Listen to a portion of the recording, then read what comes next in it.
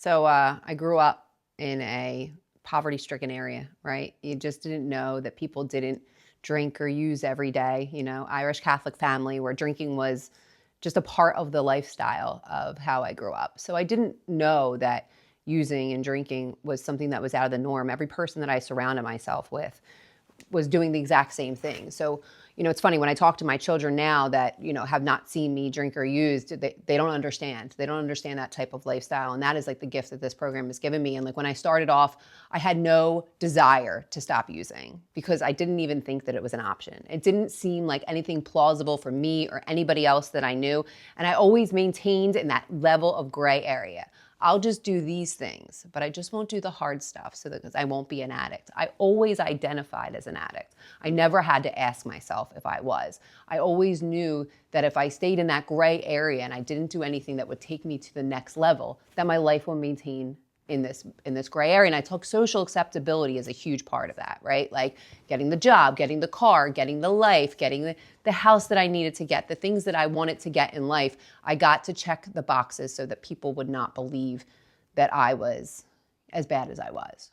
But the worst part of it is sometimes that kept me out a lot longer than I needed to be because I realized that when you check these social acceptability boxes, they never correlate with recovery boxes. So when I started my recovery journey, I had to learn to start from the nitty gritty, right? I had to learn self-worth and love, and I didn't start on my own, right? I was forced in there from a program because I had gotten into a car accident with my children and we landed on someone's front lawn and the front page of the paper, and that social acceptability that seemed to be this goal in my life, right? To make everybody believe that I was okay and that I wasn't allowing these substances to control my life every single solitary day was now exposed to the front page of the paper.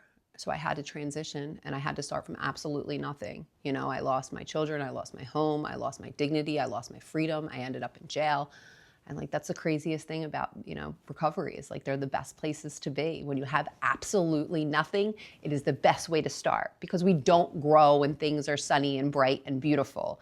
We grow when they're hard and they're dark. And we learn how to get through them and like through seeing other people in recovery and through the programs and through the county recovery treatment program that I was in. I learned how to live a new life slowly but surely. And the thing of it is it doesn't start by like all of a sudden one day I put down drugs and alcohol and my life becomes this amazing version of itself that it is today. It's a very slow and very time and a program of action. I had to put into my life the action that I never had before and into myself. I had to teach myself to love myself and I had to chuck those recovery boxes, like not just the job, but like, am I employable? I had to like get my kids back a couple hours at a time and be a mother.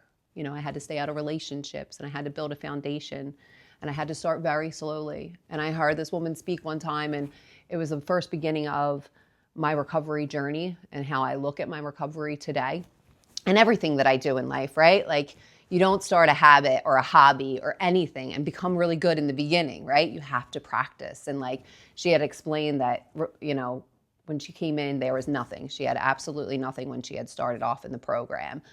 And I was in the same situation. I had lost my children. I had lost my freedom.